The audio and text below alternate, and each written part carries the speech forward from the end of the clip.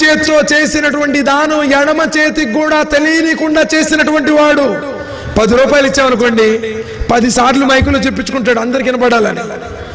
ఏమండి, ఇష్టపడతాడండి దేవుడు? ఇష్టపడతాడు అలాంటి దానాన్ని?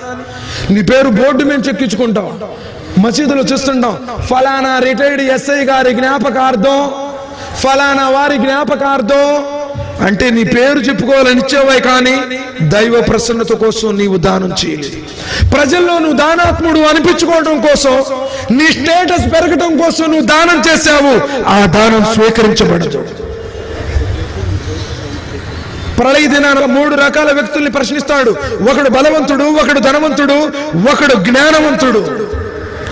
ధనవంతుడు అడుగుతాడు, నేను నీకు ధనాన్ని ఇచ్చాను కదా, ఏం చేసావంటే, దేవా ఇచ్చాను, హాస్పిటల్స్ కట్టించాను, ఆశ్రమాలు కట్టించాను, ఇదిగో బావులు తవ్వించాను, బోర్లు లేపించాను, ఇదిగో నేను ఆ సహాయం చేశాను, ఈ సహాయం చేశావు.